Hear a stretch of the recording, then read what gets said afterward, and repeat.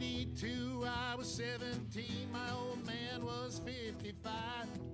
If you do the math between the two of us, that's 72 years of life. An eternity, so it seemed to me. How could anything live that long? Now I say my folks were only 84 the year that they passed on. For a little while it seems you got time to choose your dreams. Pretty soon you look around and you see 100 years ain't what it used to be.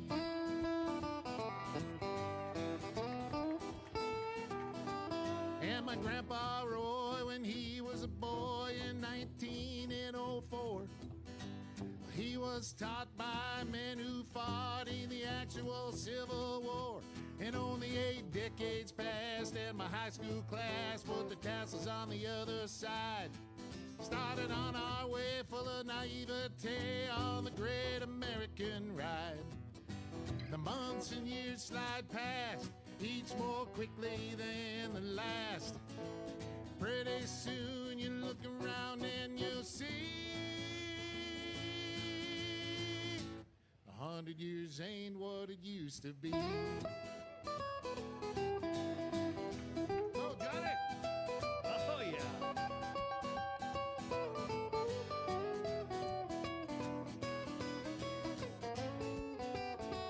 Oh, yeah, Johnny, hey!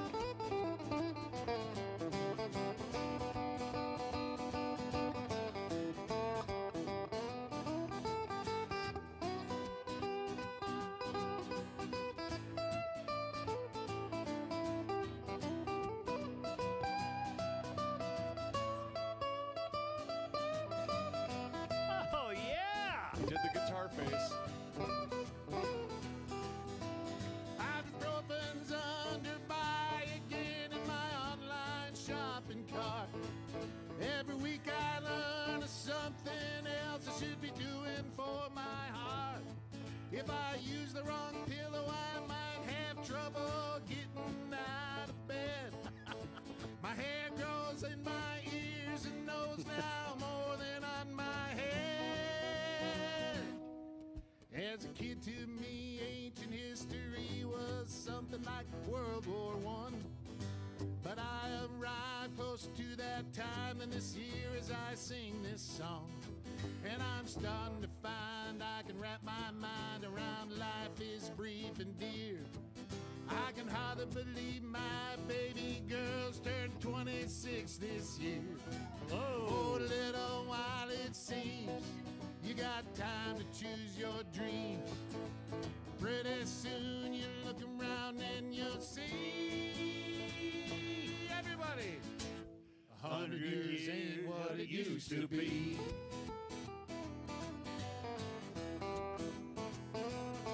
Before you know it, you're 63, making plans for Medicare A and B. You look around yourself and you see 100 years ain't what it used to be.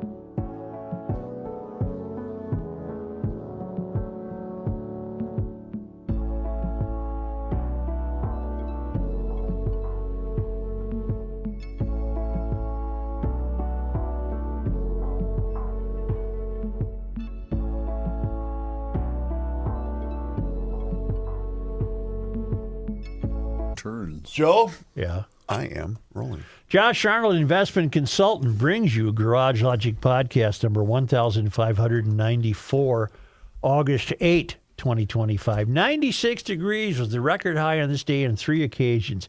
And here's how it works, kids.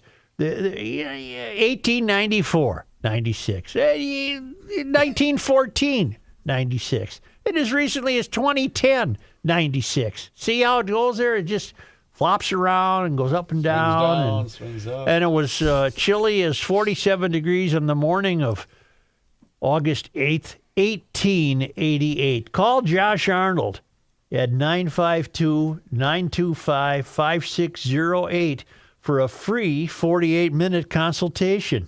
Hail the flashlight king. And now, from the mayor's office above the boathouse on the east shore of Spoon Lake, it's Garage Logic with Chris Reavers manning Technology Corner, Kenny Olson from the Krabby Coffee Shop, John Haidt in the newsroom, and of course, the Rookie. Here is your flashlight king, fireworks commissioner, and the keeper of common sense, your mayor, Joe Souchere. Jordy sent me a great quote from Ronald Reagan. A communist is someone who reads Marx, and an anti-communist is someone who understands Marx.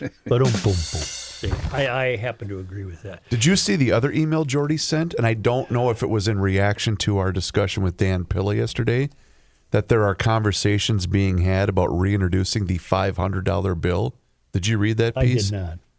It's Well, why would we have I didn't know we ever had a $500 bill. apparently we did way back when, and the thought is in somehow to I can't remember, but the point is it plays exactly into everything Dan was talking about why we're in this mess to begin with. Dan is polarizing. I got emails who think he's the greatest thing since sliced bread, and others who thought he had his facts wrong. Okay. He's an interesting cat, and he knows a lot of stuff. He knows a lot more than we do. Yeah.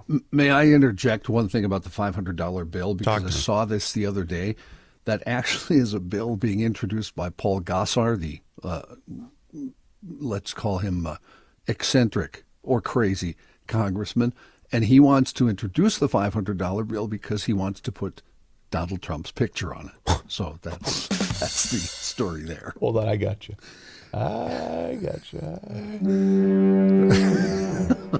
Let's talk about Trump for a minute. So just so we're clear, you're on record saying that's not a good idea. No, I don't need a $500 bill. Got it. It's a pain in the ass to try to cash a $50 bill. It is. You're right. Yeah. How would you like to go buy a six-pack of beer and all you got's a $500 beer? That's all I got. $500 bill. You know what you have to do? Buy $500 worth of beer. John, I know you have this in the news, but I Yes. need to get it off my chest. Sure. The U.S. Air Force said yesterday it would deny all transgender service members who have served between 15 and 18 years the option to retire early and would instead separate them without retirement benefits. The move means that transgender service members will now be faced with the choice of either taking a lump sum payment offered to junior troops or be removed from the service. Well, that really isn't much of an option. No. You either take the money and leave, or you don't take the money and leave. Yeah. Or you get the "We wish him the best in the future" message from. Okay, from the Air Force. I think transgenderism is an affectation of our modern culture. I'm not terribly interested in it. Well, I'm not interested in it at all. But for God's sake, if you're transgender and you serve between 15 and 18 years, you get your money. Yeah. It's that simple. Now, the new policy is no transgenders serving in the military. I personally have no problem with that. That's a Trump and Hegseth dictum. There'll be no trans people, you got to look for a different gig. You're not wanted in the military. I can live with that. But for God's sake, what's the point of telling these transgender service members who've already served, you're leaving and you ain't getting any money? Yeah. Or you're leaving and we'll give you a one-time payment that we would give someone junior to you leaving. B as in B, S as in S. Doesn't really seem fair, does it? No, it's... Well, and what this is doing, all this is doing is giving red meat to the people that make it their life's mission in the political class to complain about transgender rights. All you're doing is giving them ammunition. And the other side, ammunition to point out how cool Trump is. No, I get, yes, Yeah. sorry, yes. Yeah, both sides. An Air Force spokesperson told the Associated Press that all those service members with 15 to 18 years of honorable service were permitted to apply for an exception to policy. None of the exceptions to policy were approved. About a dozen service members had been prematurely notified that they would be able to retire before that decision was reversed, according to the spokesperson, who, of course, wouldn't be identified. All transgender members of the Air Force are being separated from the service under the Trump administration's policies. Well, maybe like most things that have been shockingly ridiculous, maybe this will also get rectified. You know, we've had many significant developments that stunned people, like taking books out of libraries, and maybe this will get changed. If you served honorably as a trans member of the service, you sure as hell deserve what you should get if you were anybody else leaving after 15 to 18 years. It's a shame, though, if you have to wait until it's reported for them to change their, their plan. I get it. Yeah. It's unnecessarily. Let's think of the right word, because words mean things. It's unnecessarily punishing. Is that the word? Cruel. Cruel, yeah. No, I think punishing is the right word, because these are people who have dutifully served their time and are entitled to these types of benefits. Yeah. I got that off my chest. All right. I just can't take it. There's no need for that kind of... I still haven't come up with the right words. You don't like punishing? Now, if you put in your time, you get your money. I don't care if you're trans or not trans. And again, it's distinct from the new policy. It's distinct from the new policy, which is no trans in the military. Okay, that's cool. I can live with that. Well, you should be grandfathered in if you'd But already if you're served in your time. there and you've been flying missions and doing whatever the hell else you're doing for the Air Force, you get your money. Because you brought up a story of someone that was trans, Well, correct? there's been many. There was somebody who was a war hero, correct? Flew 35 flights or something, a transgender person. Yeah. And I even understand the wisdom, perhaps, of not allowing trans people in the military. And by the sound of it, it sounds like the military has been lucky with the trans people they did get to serve over the last 15 to 18 years. I'm unaware of it ever being reported that there was some tremendous battlefield foul-up because of a transgender person. Well, because you're still held, even though you're transgender, you're still held to the same admission standards, correct? Yeah. Anyway, it's wrong. They should get their money. I bet they will. Like John says, now that it's reported, I can't be the only one who thinks this is absurd. Well, we're talking a pretty significant lawsuit, aren't we? I don't even know. I don't even know if it would fall under the realm of a lawsuit. Yeah, I don't know how they could. Could you they? serve at the will of the Air Force, and I suppose you Okay. adhere to their rules, and I just think it's BS. So it's different than a regular style of employment, Johnny? Is that what you're saying? I think so, wouldn't it Okay. be? I don't know. assume. Like Joe said, you serve at the I'm coming to the conclusion that our 30-year-old married couple who cannot buy a house, I'm coming to the conclusion that it's complicated and that there are too many reasons that has developed in this country to assign to it some deep conspiratorial dynamic behind it. I think democratic socialists are predisposed to frowning on home ownership, property ownership. That's not the way they live. We keep electing people who are merely renters, and we keep electing people who want to build more and more of these boxy apartments. But there aren't enough democratic socialists of America to have developed a deep, dark policy by which it's been designed to prohibit people from owning a home. I think it's far more. There are too many aspects of this to just think this is communism or something. I don't think that.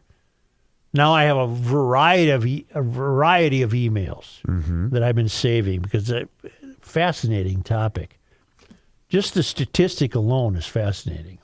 50% of 30-year-olds were married and owned a home in 1950. That number is now less than 15%. And that reason is complex. Here's a guy who writes, this is Dan who writes, I'm a single guy with no children. I'm 43 years old. I've been a mechanic for 21 years. I get paid what I consider a fair wage. I cannot afford what I want to buy and stay in the cities. Then in parentheses says, 2-bedroom house on between 2 and 5 acres. Well, let me stop right there. Dan, there is no city house with between 2 and 5 acres. Right. I think you'd have to go to the suburbs. Between the politics, the fact I cannot afford what I want as a taxpayer, I get to watch people immigrate to this state, drive newer vehicles than I own, live in nicer places than I currently do, and get to take advantage of all the programs from the state that I don't qualify for, from politicians I didn't vote for. So I made the decision to leave. I can now be your Oklahoma correspondent. Oh. Okay, that's fine. See, some people he solved his problem. He moved. But that's when Garofalo was in, that's what he said is one of the bigger problems that plagues the state of Minnesota is mass migration. Right. Hail the Flashlight King. Hail you! On Tuesday's show, you and the crew are wondering how the American dream could be recreated vis-a-vis owning homes and having families. The challenge today is that developers have a dickens of time creating new housing. The last I read, the U.S. has created more than 4 million fewer homes than the country needs. The biggest challenge to this shortage is the government. When I left grad school in 1973, I worked with a large, at the time, multinational developer in their New Jersey division. In our little portion of the country, we were building over 1,000 homes a year, not to be confused with another division of our company building more than that number on Long Island. I remember when the Long Island division opened a new subdivision from a trailer on a tract of land where we had constructed 4 model homes. The first week that the sales were released to the public, the entire 545 home developments were sold out. I grew up in a family of a developer. My father returned from World War II and began building homes in Indiana and in Ohio. He spent decades of his life purchasing farmland and building homes. His largest development was over 5,000 homes, which meant he had to build 4 grade schools, 1 middle school, and 2 sewage treatment plants just to meet the needs of the families who purchased the homes. This was done to meet the needs of the baby boomers, and governments everywhere recognized the needs and facilitated those developments. Today, local governments don't allow that to happen. They pass rule after rule to make it impossible to meet the needs of the country. If you don't believe that, look to California, where after the recent fires, fewer than 1,500 homes have been reconstructed. Wow. Here in Minnesota, the Met Council, an unelected body, controls the extension of water and sewer lines, which drives the cost of a developed lot into the unaffordable range. If I'm not mistaken, you cannot get a developed lot for under $250,000. I don't know that. That's an I don't know that. We don't know that. We don't know that. We don't know that. In Maple Grove, it's over $225,000. For the lot, we don't know that. It isn't until you get to Albertville before you can get a lot for under $100,000, and then just barely. Again, I don't know that. I'm not suggesting Scott. We don't know that. I'm not suggesting Scott is fibbing me. I'm just saying I don't know that. If we want affordable houses, we have to increase the supply of housing. So housing, supply and demand, obviously, is a big part of this mythical 30-year-old couple we have in mind. Mm-hmm. If you want affordable houses, we have to increase the supply of housing. I believe that from Economics 101. If the supply goes up, the price comes down. You want living proof of that? Go to retirement communities in Florida. Every month, people living there pass on. Yet there are new people who are moving down, but the steady supply of available units keeps the prices down. Because, the Haverkamps just keeled over, so that place is open. My parents moved down to the St. Pete area in an over 55 community more than 30 years ago. In the 12 years they owned the home, the price rose only $25,000, and today it's less than $75,000 higher than they spent to move there. Their supply and demand is being met. The American dream after World War II happened because our government units at the national, state, and local levels realized that the men coming back needed homes for families they wished to create. The government made that possible by making land available for development. Unfortunately, the mystery is declared that urban sprawl is bad and everyone needs to live in a high-rise box. Make land available for development. Drill, baby, drill, so folks can afford to commute.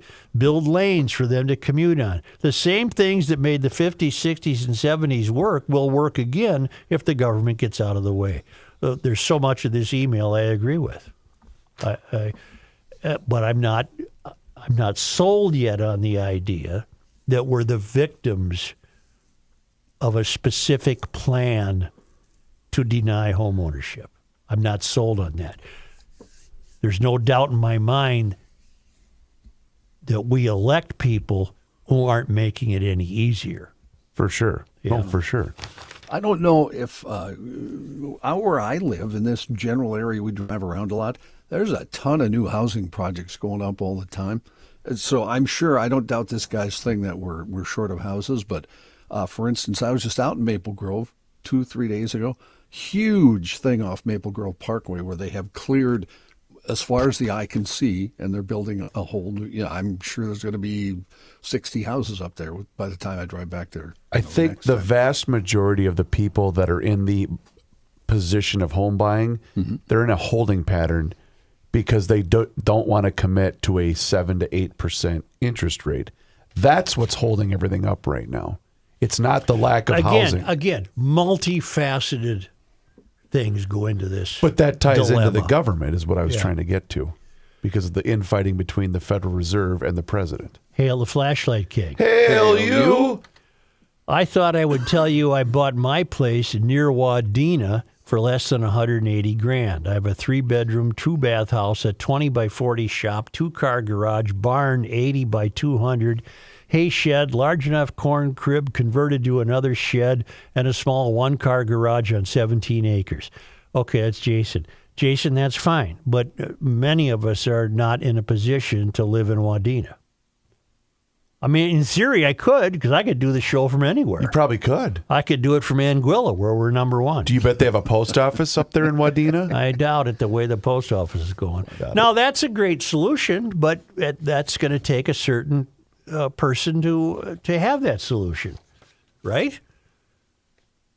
Yes. That was the correct use of throwing in the word right. Right? Right. Charles writes, it's a simple supply and demand causing home prices to increase. I did the math. There were 133 million more people in the U.S. in 1924 compared to 1971. The pace of new home construction cannot keep up with population growth. Not enough land. Yes, there is enough land. The idea that we've used up the land in this country is preposterous. From sea to shining sea. About 6% of the United States land surface is developed. Is that right? Yeah.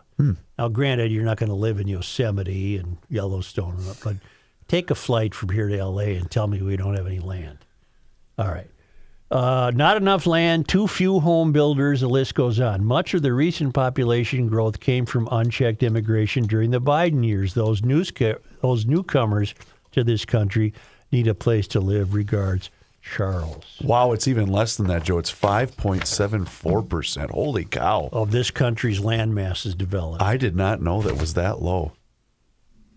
Well, it is. And 5.2% of the U.S. land is covered by bodies of water. So there you go. How much?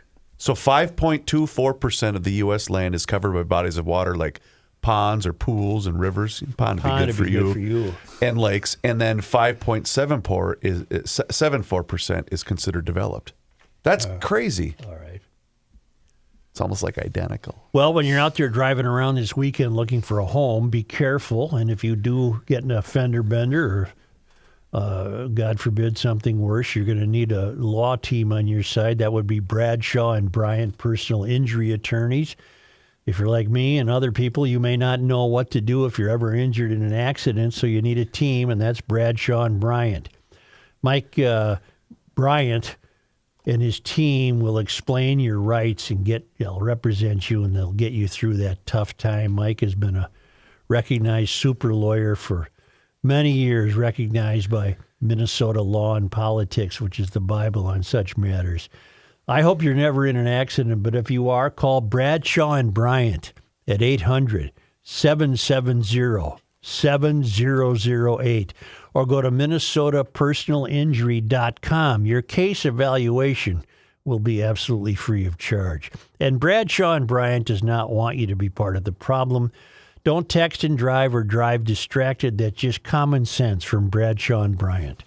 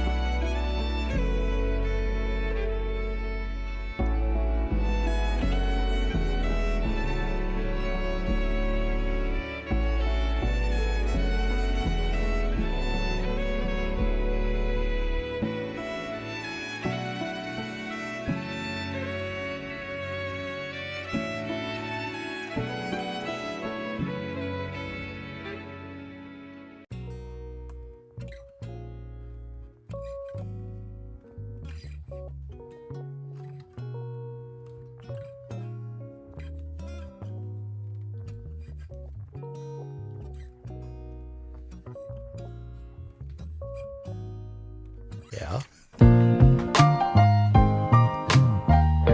It's the end of the world as we know it, and he feels fine. Joe Souchere. What a great time we had last night with our friends from We Are Nuts. And I had a great talk with Mr. Nuts himself. how about this? We got dinner on the Mimi with the Hubbard family boat. I also got to walk out of there with a jumbo thing of cashews last night. I didn't get any peanuts. Yeah, I didn't either. There was a whole box of them. Didn't see What? it. Didn't see it. John, where you were having dinner, they were sitting right next to you. Really? Yes. And I missed them? Well, apparently you two were the I only tell you, ones. that boat's got a chef who can cook. Yeah, Oh. I'll say that. Steven? What's his name, Steven? You know what the biggest hit, though, was last night? Steven took me back to show me the stove. The stove's original to the boat. The boat was made in 1977, but it was refurbished in the 90s. But the stove didn't get touched. Really? I guess it's so good you couldn't improve on it. That's right. Yeah. WeAreNutsMN.com. Oh yeah, the nuts. But the Nuts, biggest hit last night of all of the sampler pack that Michael brought with him on board was the hot snack mix. All right. Which was very, very Good good. stuff. Yeah. The cashews got to work out once I got home. However, but you should go online to WeAreNutsMN.com and see every single snack that they have to offer. Got a great email from Jordy saying, Reeves, you were right about the bourbon-aged almonds from We Are Nuts. They're so good, Joe. You should try those this weekend. But go into your Fratelloni's hardware and garden stores and see those brand new end caps that they have. Also, Max Hardware in outstate Minnesota have those as well. But you can also see them at Lunds and Byerly's and Kowalski's. But place your order online today and say hi to the crew and let them know that you heard about them on the Garage Logic podcast. They're at the Andover County Market also. I bought some there. So there you Fantastic. go. Are you doing anything today for Masters Maples? I don't believe so. Not Well, today. I'm going to throw in a plug. All right. Why not? Well, on that salmon last night, would that have tasted good to put just a dab of the Glaze. syrup Just on a there? tab, Just a tab. I was bit. thinking of that. Yeah, it would have been very, very good. I met Mr. and Mrs. Syrup. Yes, Mr. and Mrs. Masters Maples last night. yeah. Great people. He drove all the way back to Grand Rapids last night after know. they got off the boat. Can't imagine. Yeah. Greetings, Joel. Your discussion about the demise of the middle class, specifically skyrocketing home prices, resonated. Allow me to share an example from my Mendota Heights neighborhood. Note that, as always, I provide the disclaimer that the plural of anecdote isn't data. But I have seen this pattern repeated over and over. My wife and I have lived in the Friendly Hills neighborhood for nearly 11 years. For most of those, we had a hoarder home next door. The owner was nice enough, if a little off balance.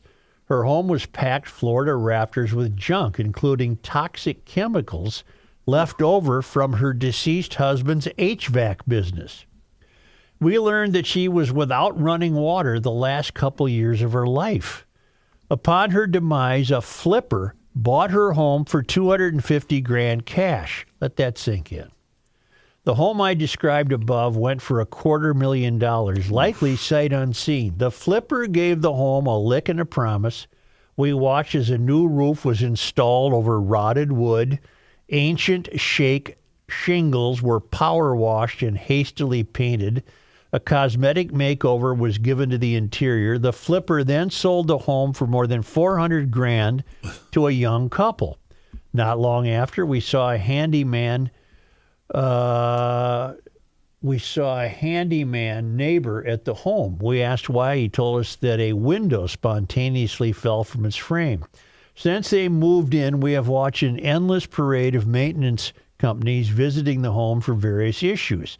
The driveway remains a rotted mess, a mixture of muddy ruts and gravel. They were apparently given a $5,000 allowance to replace the driveway and garage floor, but that's a pittance compared to what that project would cost.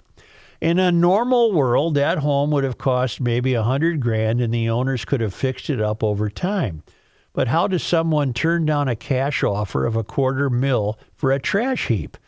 You're aware from my 30 years of correspondence that I'm a big proponent of capitalism as anyone. But I've watched as homes have transitioned from places to live to investments. Homeowners take the payoff, flippers earn six-figure profits, and families who simply want a safe place to raise their kids are squeezed out of the process. I wish I knew the answer. What I do know is that while I revile democratic socialists who promise free everything, I get it. The American dream has become a pyramid scheme, and Republicans seem as complicit as anyone in its demise. Good luck, Tom.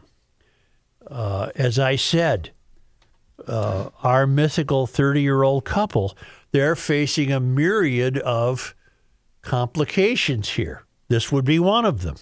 Supply and demand and on inflation, high interest rates. And the other thing in light of what Dan Pilla gave us yesterday, there's so many other factors too, whether it's insurance costs that are skyrocketing, whether it's just cost of goods, cost of living. No one can afford Property this. taxes. Yes. Hey. Let's talk about those, Joe. Well, in St. Paul, they do nothing except grow the government. Period. And businesses are leaving. Yeah. Then, thus, footing that bill to you. I will not throw numbers out there, but after we talked about this during the show the other day, I went to my history of my house. For 6 years, Anoka County, my taxes went down, property taxes. They have gone up now the past 13. See that? Well, they have. Now, listen, I'm not done. They have gone up the last 13, but very, very slight, shall I say? Do you know, again, I know this woman peripherally. Her name is Carolyn Will. She's running for the 4th Ward Council seat in St. Paul. I don't trust St. Paul to do the right thing. The machine is backing Chris Coleman's daughter, for example, who has no experience in anything. But it's a family business, apparently. Sure. But do you realize the cost of the Summit Avenue bike trail, should it be built, will fall to the taxpayers? There is no other source of income to build that. And the only logical choice for the voters is this Carolyn Will woman, based on reading about all 4 candidates. Experience with business, raising a family, homeowner.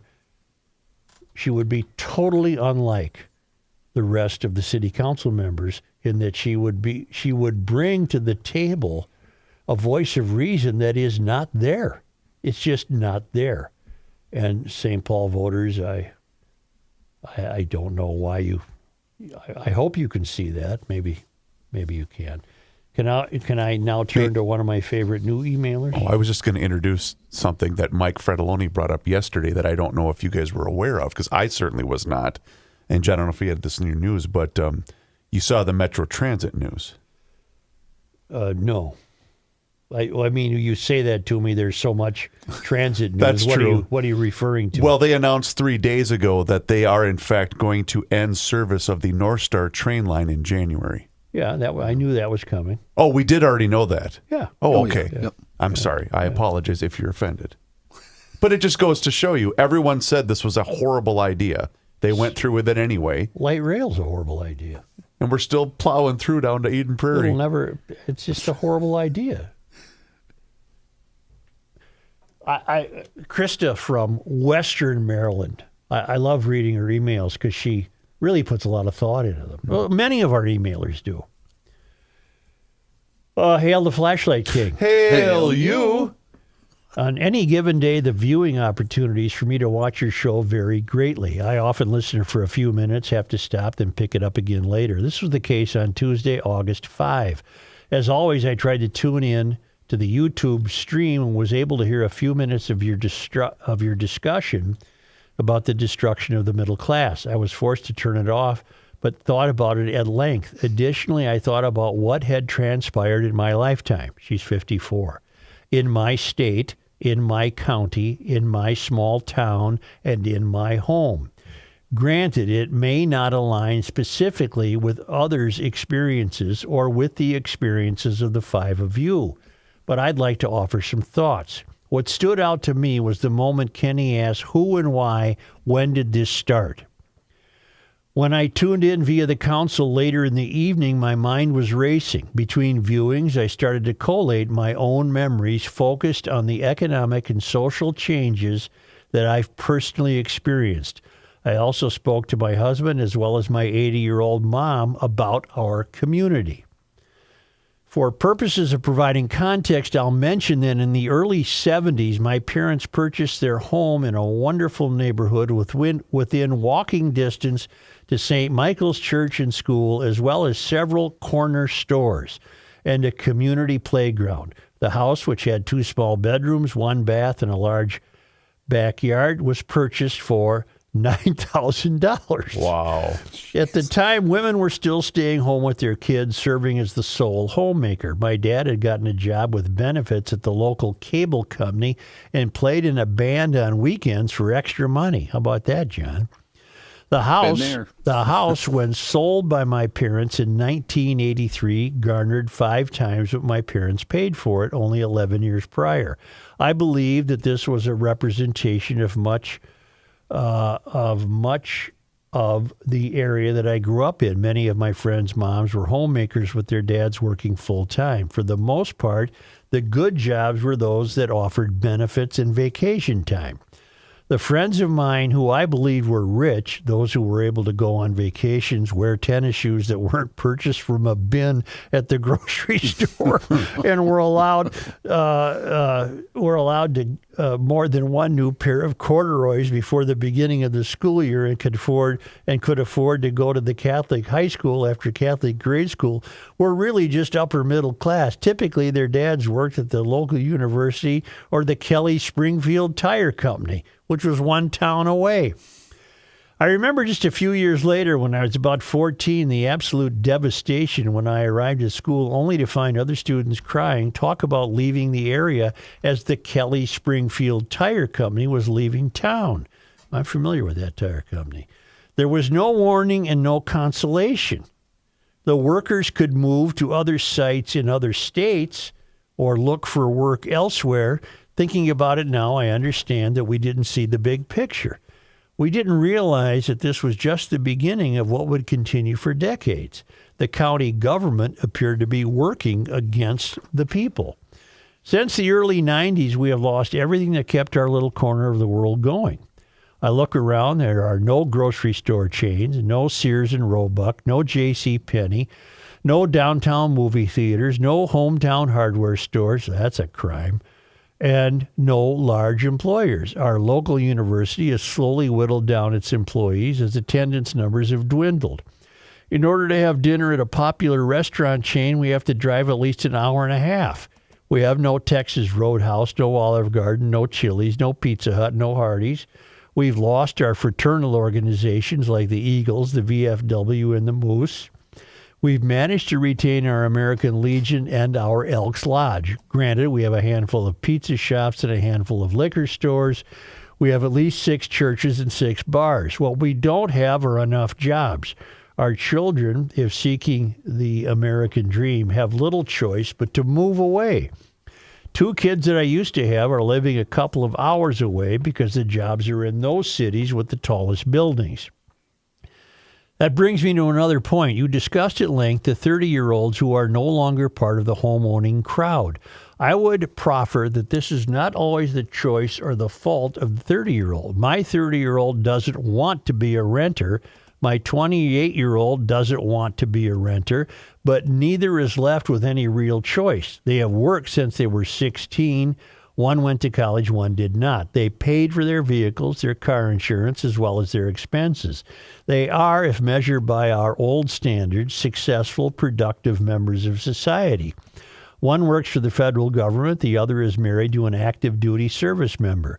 They are quality people, but neither can gain enough ground to purchase a home. The American dream appears to consist of having enough money in between paychecks to keep the lights turned on. I agree with John wholeheartedly that younger generations don't necessarily make the same sacrifices that we would have in order to purchase our homes. When my husband and I bought our home, we both worked full-time as well as 2 other jobs just to make ends meet. People under 30 now seem to need extravagant weddings, extended bachelorette trips, weeks-long honeymoons, crazy gender reveal parties, and lavish baby showers, whereas I got married on a Thursday at the courthouse. The bottom line in all this is that we are clinging to the idea that we can do something about this, when in reality it appears as though that time has come and gone. To Johnny, you almost considered arguing with the guys about the rewriting of history. I was right there with you and found the words spewing out of my mouth. Yes, both Republicans and Democrats have attempted to rewrite history. The difference is that small portions of certain areas, certain states made changes, removed statutes, etc. What John is trying to say is there is a whole new ballgame when the President of the United States is demanding that history is rewritten everywhere. To Rookie, I just want you to know that many days I end up singing the songs you have put in my damn head. On Tuesday, you planted both Run, Joey, Run, as well as I Will Raise You Up on the last day. 1 minute, I'm dodging bullets aimed at Joey, and the next, I'm in the church choir. To Kenny, it's 3 pages. I'm sorry. Thanks for enduring this long rant, and thanks for fighting the good fight, prompting the conversation, and listening to people's ideas. Love you guys, Krista, in a small town in western Maryland. I'm glad that Krista agreed with me. The way you guys dismissed me, I was kind of angry. I don't even know what she's referring to. Help me remember. Yeah, I don't either. Remember When, what that was. There was the parks thing where they're taking down the signs that they think don't have anything to do with American history. Oh, yeah. And then you guys said, both sides are rewriting history. Well, and I said, well, there's about 8, ways in the last week that the administration has. But Okay, Kenny. I was trying to end that before you said that. Yeah. Okay, Kenny. Say extra is ordinary in Sioux Falls. Look at the numbers. In addition to having a business-friendly tax environment with no personal or corporate state income taxes, Sioux Falls is growing. It has a large, well-educated workforce. The cost of living is not what it is here. It's lower. And with a central location, they got an airport and everything, With a central location and developed industrial park, so is the cost of doing business. Contact the Sioux Falls Development Foundation to connect with the tools and resources to stop searching for a perfect business site and start growing in Sioux Falls, rated best small city for business and careers by Forbes magazine. I find this one important because it tells me you could get a loan there. Sioux Falls ranks first in the nation. I'm sure it's prorated based on population. I would think so. Sioux Falls ranks first in the nation for total bank assets with $3.5 trillion FDIC.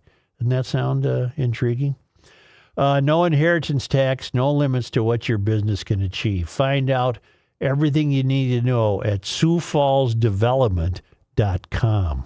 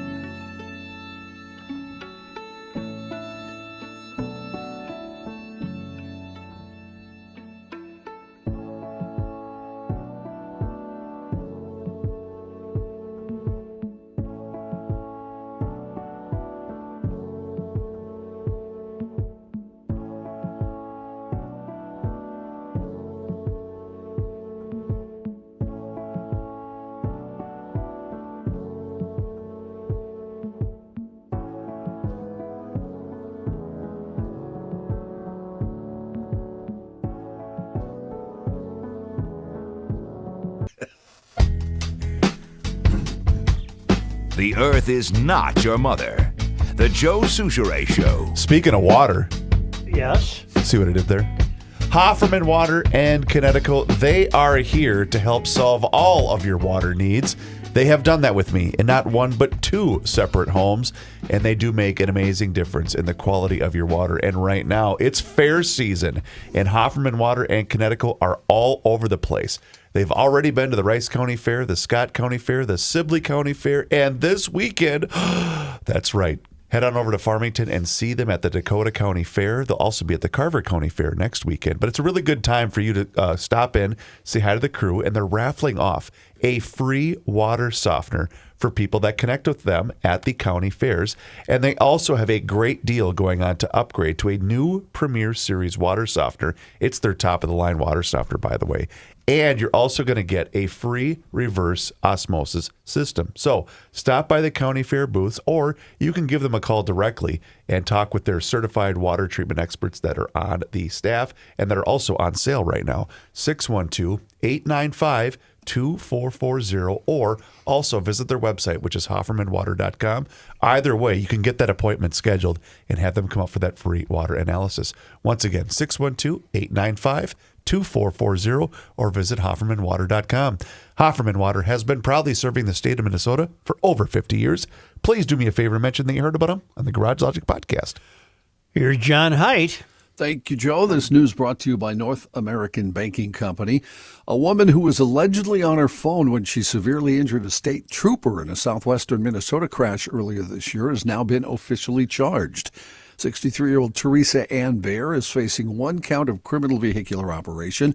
This all happened back in April. A Minnesota state trooper was helping with a crash reconstruction on Interstate 90 in Nobles County when he requested help from Nobles County deputies to close the interstate for scene mapping.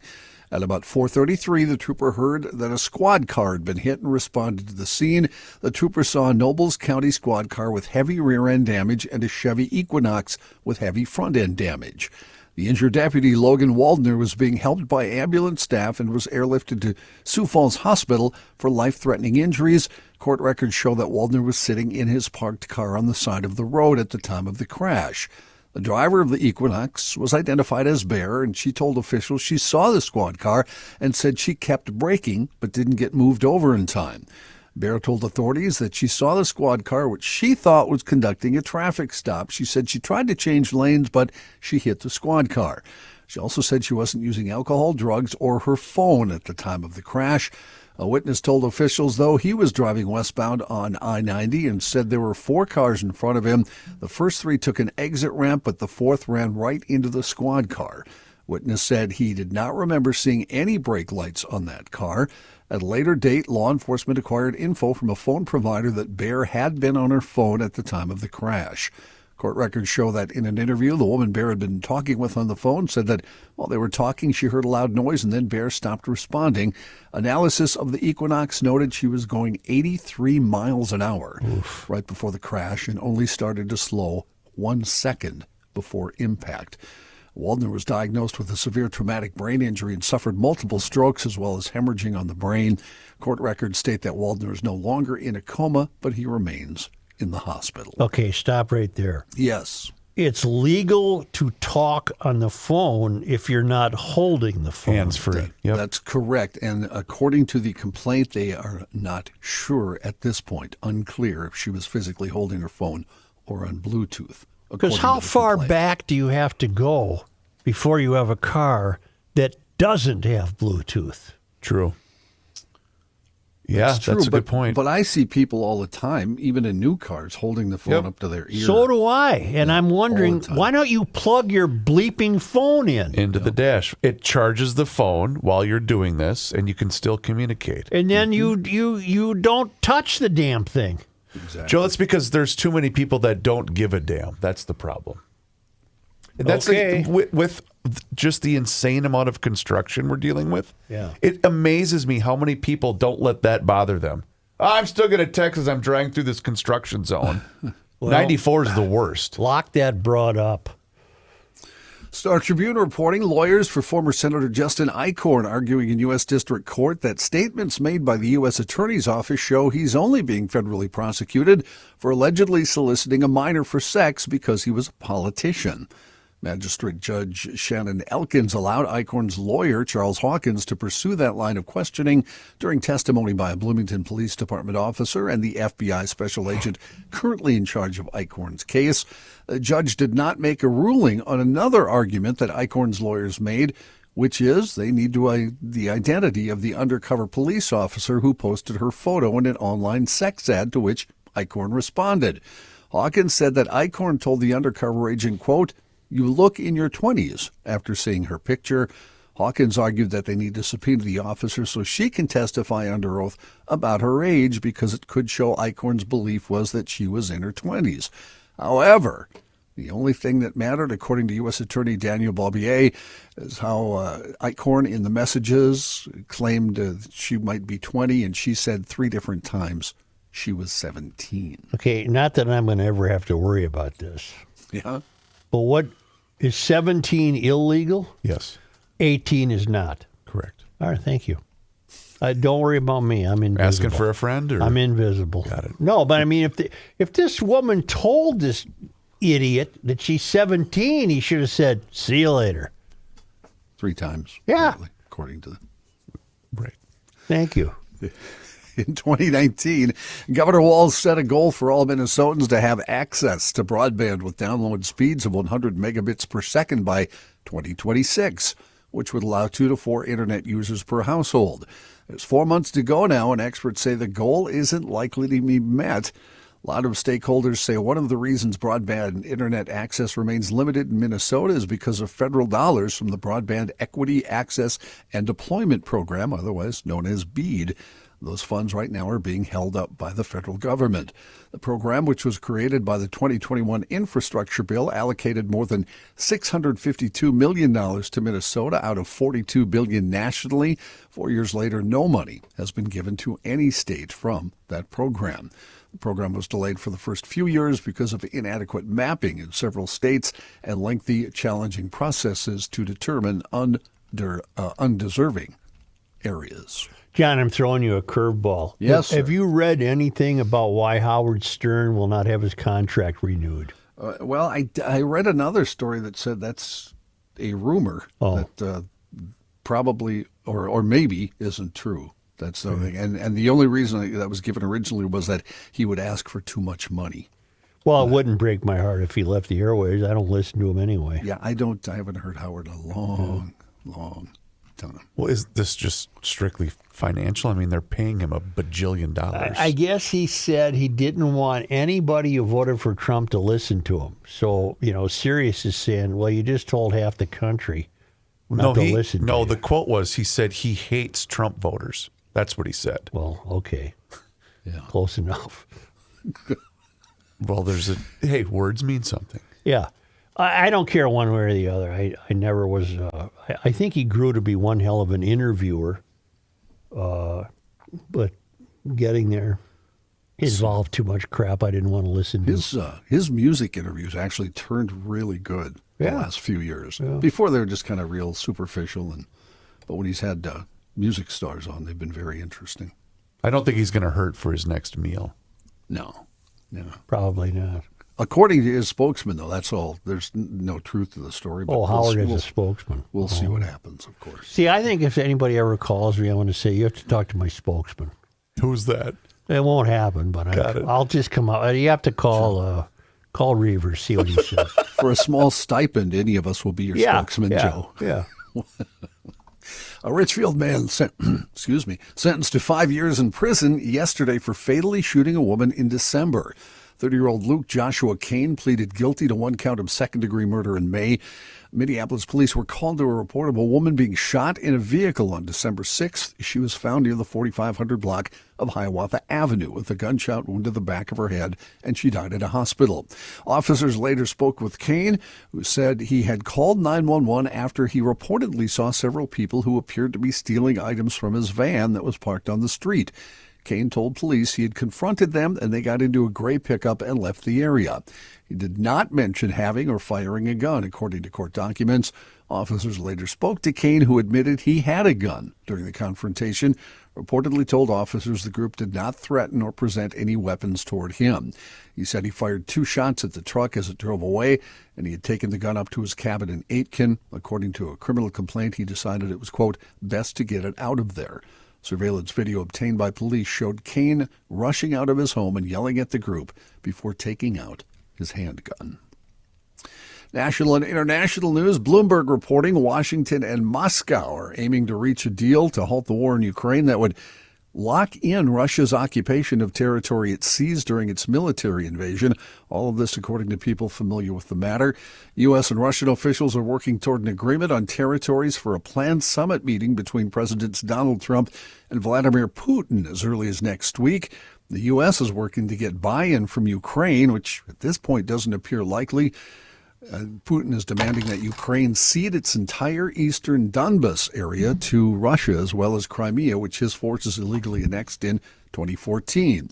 That would require Ukrainian President Vladimir Zelensky to order a withdrawal of troops from parts of the Luhansk and Donetsk regions, handing Russia a victory that its army couldn't achieve militarily since the start of its full-scale invasion in February of 2022. Such an outcome would represent a major win for Putin. Zelensky, though, risks being presented with a take-it-or-leave-it deal to accept the loss of Ukrainian territory, while Europe fears it would be left to monitor a ceasefire as Putin rebuilds his forces. John, do you have anything in your news about Epstein? I don't today. Okay. That rests my case. The plan is working. It's just going to go away. Just continue to tease the American public with this BS, and it'll all go away. Here's today's Epstein victims growing threat to Trump. Oversight Dems call for hearing. Could Clintons be jailed for refusing to testify? It's all BS. Nothing will come of this. It'll all go away. Here you go, John. And all by design. Back to John. Israel intends to take military control over the entire Gaza Strip, according to Israeli Prime Minister Benjamin Netanyahu, who made that statement yesterday.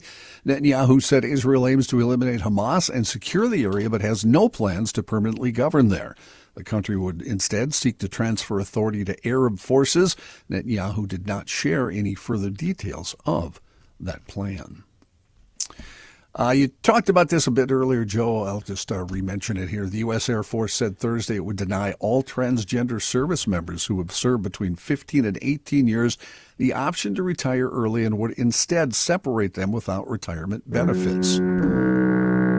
The move means the transgender service members now will be faced with the choice of either taking a lump sum separation payment offered to junior troops or be removed from the service.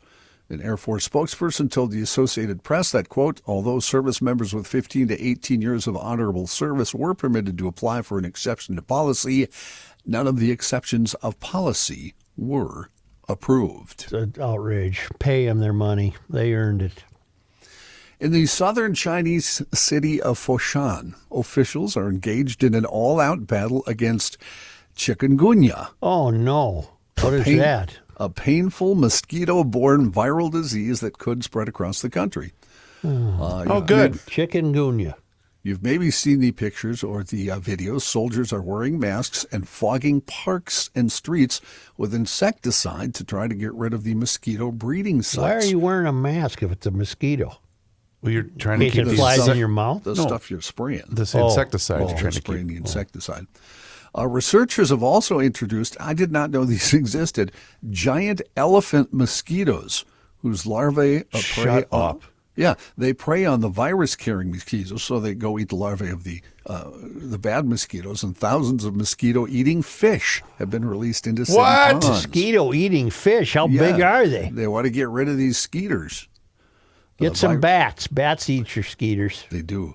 A virus transmitted by the bites of infected mosquitoes, chikungunya, is rarely fatal, but it does cause fever and severe joint pain. Oh, God, I got to know. I'm getting rid of that. Jesus. You So- weren't kidding. What? They're huge. The mosquitoes? The elephant ones. Are they big as elephants? No, they're biggins. They look like the size of a butterfly. I bet there'll be a miracle vaccine within a week or two. Think so? Probably. That's okay. We'll outlaw it right away anyway. Yeah. It has infected around 8,000 people in China in 4 weeks, mostly in Foshan, and is the country's largest outbreak of its kind since the virus first emerged in the country in 2008. Well, if there is a miracle vaccine, I ain't getting it. To fight the outbreak, authorities are also drawing on a familiar playbook honed during the COVID pandemic. You know what I'd like to have is a pet elephant mosquito. Just have it with you all the that time. big, Chris? Well, it looked like Could it you was put about, a leash on it? no, but it looks like it's about the size of a butterfly. Wow. That's nothing. Well, butterflies are For a pretty big. mosquito? For a mosquito? Yikes. Yeah, okay, but you see if you had one with you, you name it. You know, hey Ralph, just protect me. I'm going out in the woods. And then Ralph would fly around and intercept all the mosquitoes. Those are his buddies, Yeah, aren't they? No, he'd eat them. Okay. Do the elephant mosquitoes also bite or sting, whatever mosquitoes do, or are they just big? Well, Do they have trunks? based upon your news story, I would assume that they did. Well, they Otherwise, eat- why would they be a threat? No, they're not the They're threat. they're a threat to the misunderstood bad me. mosquitoes. You misunderstood the Oh, story. I guess apparently. I did. I'm sorry. They're releasing the elephant mosquitoes, Chris, to go eat the bad mosquitoes who have the chikungunya virus in Do them. they mourn their departed like elephants? I don't think so. Elephants are cool. I love elephants. Ultra-processed foods make up the majority of Americans' caloric intake, according to a study released yesterday by the Centers for Disease Control and Prevention. That would be about 55% of caloric intake of Americans. Well, the agency has surveyed Americans' nutrition since the 60s. The latest report is the first to analyze ultra-processed food consumption. That term was coined in 2009, and it's been linked to a variety of health problems, including obesity, type 2 diabetes, and heart disease. There's no universally accepted definition. The report uses a framework that describes ultra-processed foods as industrial creations with few, if any, whole foods. That would be sandwiches, including burgers, hot dogs, peanut butter, and jelly. They are Americans' top source, followed by baked goods, salty snacks like chips, and sugary drinks. Those are all processed, you're saying? Correct, yes. All right. Kids and people from lower income brackets consume especially high levels of ultra-processed foods, although rates have declined just a tiny bit over the past 10 years. I'm surprised. One of the kids I used to have is very health conscious, and she allows her kids to drink pop. I wouldn't. And I constantly tell those brats, don't be drinking that pop. Get rid of that coal pop. But they just keep doing it. And her excuse is, they just take a sip or two. Well, then don't buy it. You're wasting it. I love these stories. I know you guys are bored by them, but I'm sorry. The cataclysmic eruption of Mount Vesuvius, remember, we've talked about this a lot of times. Sure. Obliterated Pompeii back in the year 79. But apparently now, new research is finding the Roman city did not remain a lifeless disaster zone for long. According to new research published in the E-Journal of the Excavations of Pompeii, I love that. yeah, a handful of survivors, destitute wanderers, and treasure hunters continued to call the ruins home for decades. Pompeii's decimation remains one of history's most famous natural disasters. At least 20,000 residents lived in the economic hub prior to the huge earthquakes and volcanic eruption that famously destroyed that city. After the devastation, the city was reduced to a wasteland of smoldering rubble buried in ash. The exact death toll will never be known, but archaeologists have tallied around 1,300 victims so far in excavations. Thousands more are assumed to have died while fleeing. The Emperor Titus attempted but failed to revive Pompeii and its sibling town, Herculaneum, soon after the catastrophe. New findings show that the Mount Vesuvius eruption didn't prevent people from coming back once the dust had settled. Don't they keep finding people, watching TV or something? They're frozen in time. And Yep. Yeah. And they remember last year they found the big fresco on the wall. Fresco? How about fresca? No, And they fresco, find people that's right. leaning on their elbow on a couch, it's like just bizarre. waiting for the game to start. What were the people of Pompeii watching on TV back then? Soccer, probably. And this story, I don't know. This story is this. Well, this is little- your last story. Okay, this is my last story, Yeah. so it's a good one to finish with. Yeah. A zoo in Denmark. I don't like zoos. You hate zoos. I don't like zoos. Is asking pet owners to donate their animal companions. Come on. Well, wait now. Yeah. Guinea pigs, rabbits, chickens, and even small horses Yep, to feed to its predators. sure. Throw So, that you know, horse in there. Let's see what they eat. our little doggy. Well, that's about Sally, it. get your pony. We're going to the zoo. Take him to the zoo so that the big animals The can eat tigers him. could devour it. Yeah. In a Well, you can face- stay and watch, honey.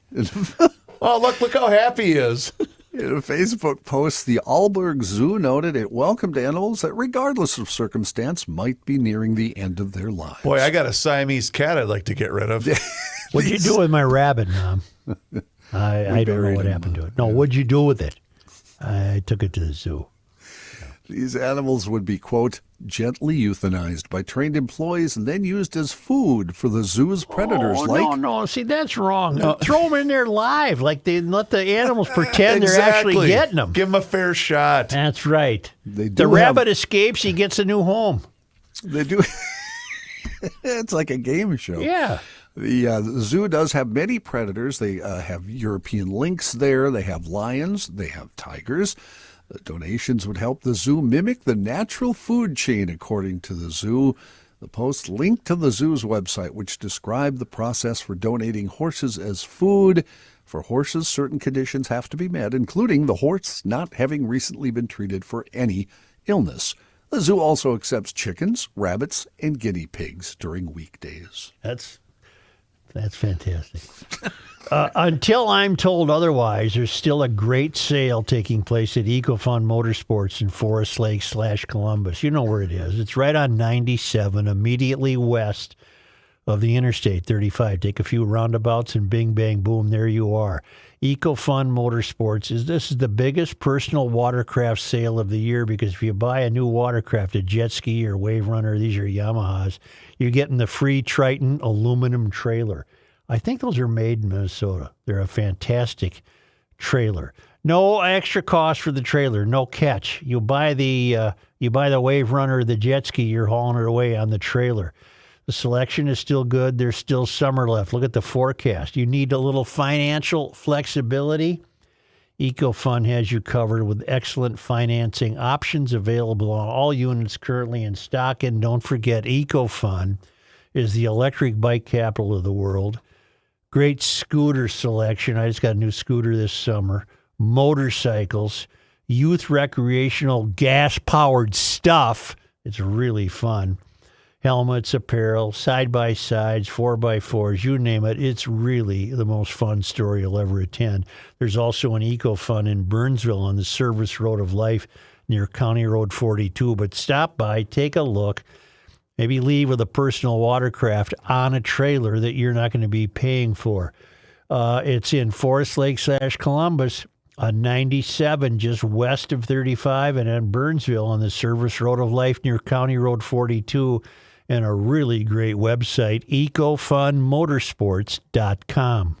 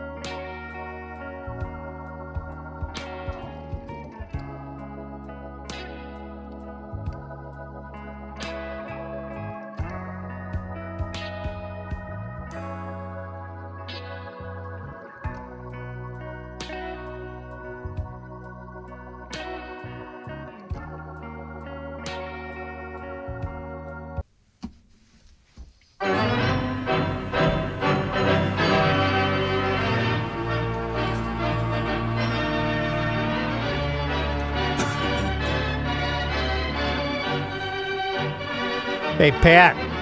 Yes, Joe. You have a traditional line, it's almost become annual, that we haven't heard yet, when you write off the Twins. Or so does that mean you have not written them off? Oh, God, I written them off, yes. Okay, what is your traditional line? We'll see you in Fort Myers. There it is. See you in Fort Myers. See you in Fort Myers. Traditional line. Yes, I actually wrote in June that they might as well trade off most of their assets because in late June. They listened to you. I didn't realize they were going to be this aggressive, but you know what? The chances of them making the playoffs since they made all the trades and before they made all the trades are exactly the same, 0. So you know that's we got to admit that, and I'm kind of curious. I know the fans are all upset, but what the hell, Pat? You know? I got to tell you, I love this Keyshaw kid. He can play ball. Well, and was that his first game in about 30 years? True. You know, he was hurt for a while, but he can hit. Yes. He can hit, and I figured it out. I'm pretty good at math. He's making $29,000 a week, and Carlos was making $1.35 million a week. So I would say that's Better value. You know, the fact better value, and they play a different position. But Carlos wanted to go to third, and so I would say that's pretty good. I do think the best thing they did was get rid of him, and then now what happens after this is going to be interesting. I will say the end of the bullpen makes you a little nervous compared to what they had before. I don't think we're going to have a big greeting on the board with music and everything for Justin Topa when he comes in tonight. Now, you say you're curious. Are you referring to the turnout of fans? No, more about the club. I know the fans are, they're all upset about. I'm not sure. You know what? The Louis Varland trade was the one that got everybody going, but that was actually a baseball trade. They got a starter and an outfielder that they liked for Louis, and that wasn't a how can we save money trade. That was at the end of the line, and the Toronto made him an offer that they liked. So, but a lot of them were just getting rid of people, and I don't know. My theory is if you watched, I might have mentioned this on Monday, but if you watched Duran come into the game Sunday night with 42,000 people in Philadelphia going insane.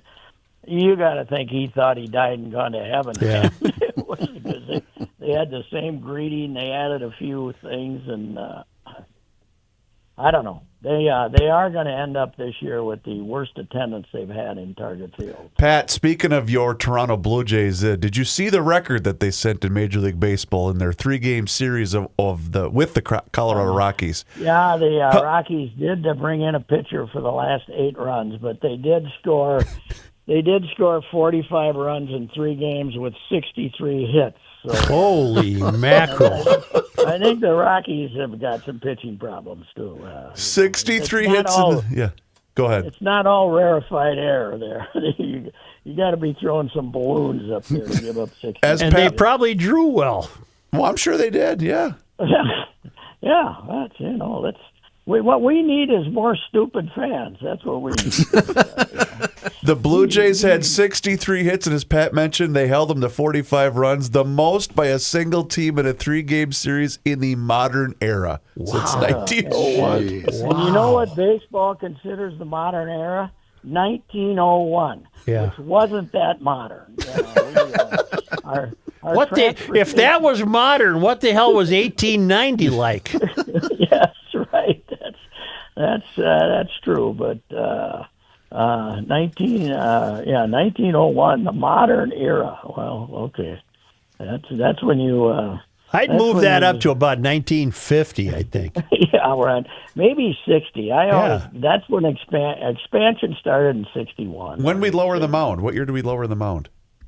That was 68 or 9 when after the the teams were averaging about a half a run a game. They lowered them down. That's when Bob Gibson had his 1.28 ERA, or what was it? 1.28, John? Something I think it was like 1.12, and he still lost 11 games. Wow. 1.12, and that's when Tim McCarver said he's the luckiest pitcher ever. When he pitches, the other team doesn't score any runs.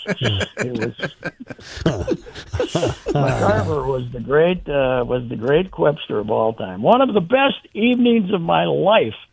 Where I was overserved with, we went to, Ron Schuler and I drove from Baltimore to Philadelphia for a playoff game with the 76ers in Portland in the finals, in the finals.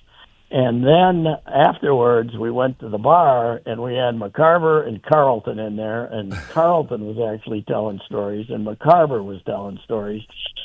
And then, being the warrior that I am, I drove back to Baltimore. My God. Jeez. Oh, my God. And there was this orb rising over Baltimore when we arrived back, and I think it was the sun, but I'm not quite sure. Either that or it was a very bright light. I'm not sure what it was. If I may be a baseball geek for a moment, we talked about Gibson in '68. 1.12 ERA with 13 shutouts.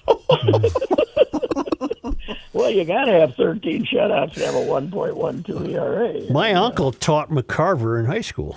That's right. Oh, Wow. really? Yeah. Good Catholic boy in Memphis, right? Yep. Memphis. Yep. Yeah. Christian Brothers in Memphis. I think. And then he moved. They moved him around. He taught Rocky Blyer in Stevens Point, Wisconsin. Wow. Yeah. Wow. And then he had enough of that, and he left the Brotherhood. Did he leave it up to marry a nun, Ultimately, he did. Yeah. Did he marry a nun? No, an airline stewardess. Okay, well, that's even better. So, I think we should say a flight attendant. Flight attendant. back then, the flight attendants were, when you were 26, you were done, you know. They fired you. We were a little more. Oh, she's a great gal, still in more- the family, still part of the family, even though he's gone. We used to be a little more blatant in our sexism. Yeah, things have changed, Pat. Used to be a little more coming back. blatant. I'm not sure the word is blatant. You know. Then they're kind of coming back, though, to that with the current administration. So, how do you think? Has the Trumper commented on us having a female umpire this weekend? Oh, Is he God. upset about that? Nothing yet. I haven't. That's a about good that. question. I haven't seen anything. No, but Like, Pat, I did say this to the guys earlier that the Babylon Bee is reporting that the first female umpire is mad and ejected a player for something he did in her dream last night. Hey, I got to ask you, really, I mean, I hate to bring it up, but what is this phenomenon of people throwing Yes. dildos on the court during WNBA games? Where did this come from? I People don't think know, it's funny but, or what? But it's not. Do they think it's funny? Or Yes, what? and most like Cheryl Reeves went on a tirade and said, "This ain't. You know Not what? happy. This ain't funny." No, I don't. But does some guy come and think it's? Is that why he comes to do that? I don't know. I don't believe it's just one person. I think it's catching on. Yeah. Have you seen Don Jr.'s tweet? Oh my God! Didn't he have the Trumper throw one off the roof of the White House? Roof of the White House. He has Dad throwing one off the roof Yeah, onto a that's a taste. WNBA court. Isn't that classy? The president of the United States on the roof of the White House throwing down the Wally. Yeah, and that Wally? Or whatever they're called. That's his comic thing that he did, right? I mean, Yeah, he it did- was funny. Yeah. yeah, And three very, laughing very- faces. That he put Donald on Jr. is just a genius, man. He's maybe we can have a legacy here. That would be it. wonderful. Future president. Yeah, maybe he can be George Jr. You know, so that would be I'll take great. George Jr. Yeah, I would too. Yeah. I'd have a parade for George Jr. Yeah. So.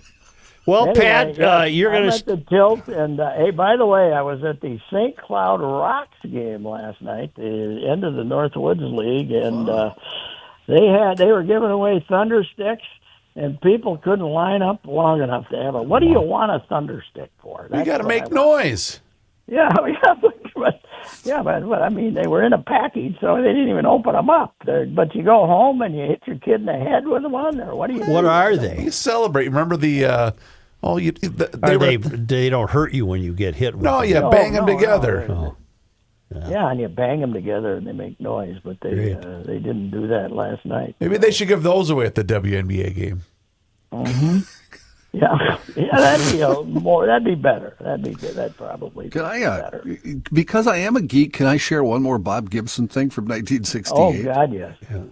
I My figured- all-time favorite, by the way. I was a Cardinals fan back then because of the KMOX when I was a kid. Oh, So sure. I was That a makes Cardinals sense. fan for years. Yeah.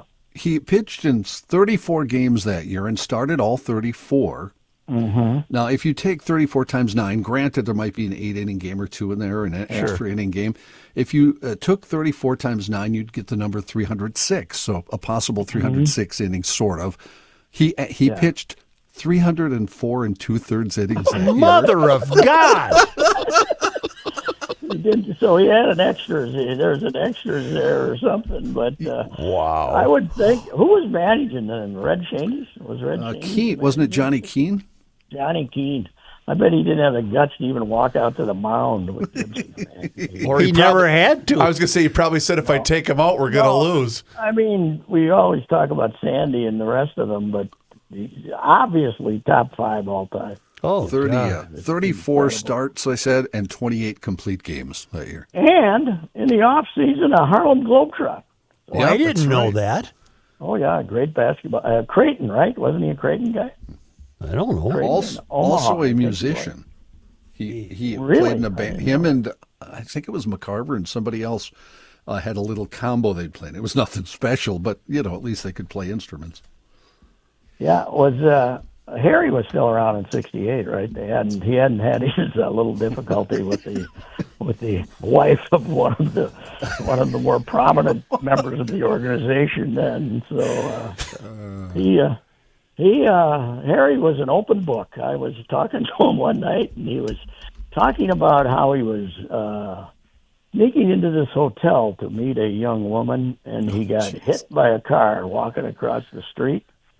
And he said, he used to do it could be, it might be, it is a home run. And he said the guy who hit him said, it could be, it might be. It's Harry Carey, He knocked him up in the air, broke all his legs. Oh, God. And he never made it to the hotel room. Oh, he was determined. Yeah. Undefeated, boy. I'll talk to you Monday. All right, see you. Thank you. Let's see, Pat. Oh, my goodness.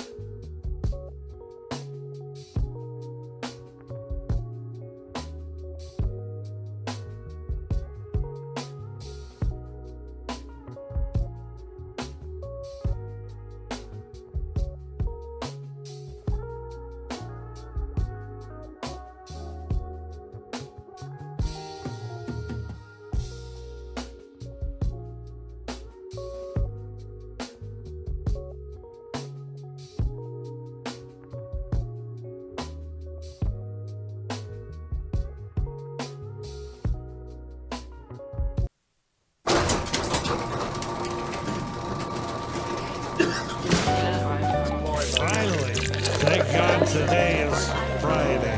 TGTI Friday.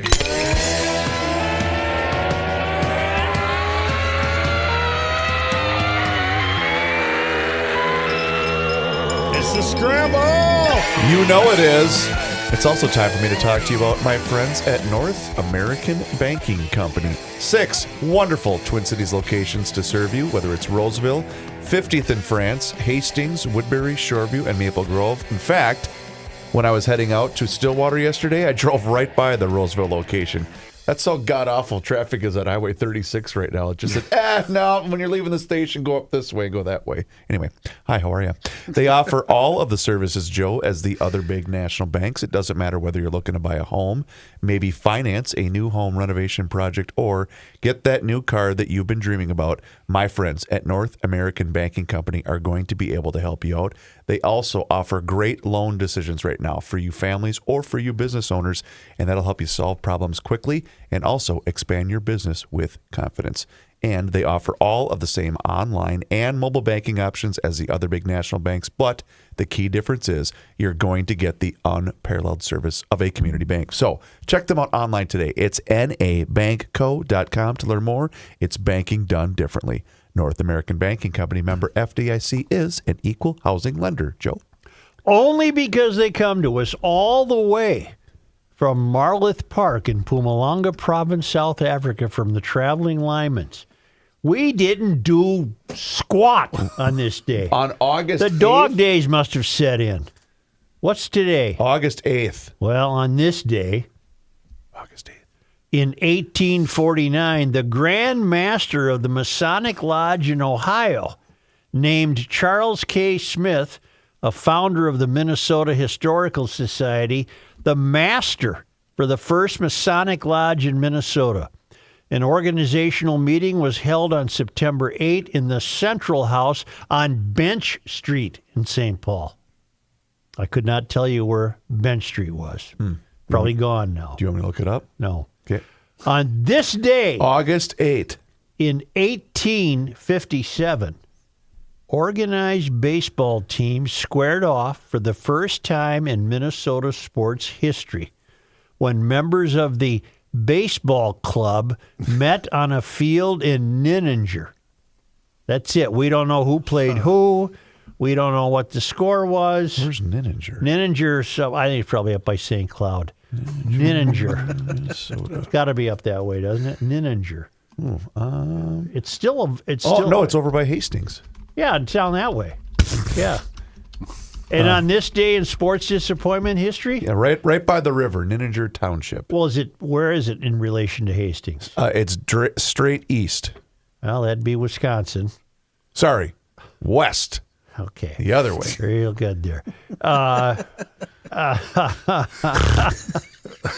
they in the river? There is a little island they're in there. the drink there, you know. On this day in Minnesota sports disappointment history. Aug 8. Yeah, there isn't any. We were never disappointed on this day. 1 year ago today, thank you to loyal listener Tim. That's August 8th. Guess what happened? Was 1 it year a ago sports today. disappointment? Not really. Don't play this guess what would happen because I have no idea what happened. Tim Well, Walz Joe, do you want to know was why? announced as running mate with Kamala Harris. Oh, that Chinese little fruitcake. That was a year ago. And he was at Vikings camp yesterday. That's the kiss of death. That means they're going to... Don't get anybody injured, Walls. Don't do us any favors. I will say this about Tim. He had a very seasoned Vikings cap on. You know what that was? It was well soiled. It was that, and they had because it was... I know he was there because they were honoring Jim Marshall, and he had the Marshall pin on the hat. It actually looked pretty cool. He was interviewed, too. I think a Channel 5 reporter got to him and was really grilling him pretty good about the failure of the housing stabilization program, and he just BS'd his way through it. Yeah. He was actually asked that at Vikings camp? Yeah. Really? Yeah. I'm stunned. He was asked some good questions, and he had no answers. Sure, because he doesn't have any. No. He had Thank a you. really very detailed answer that didn't say much, I noticed, No, it on was that just question. ridiculous. Was he shocked? Yeah.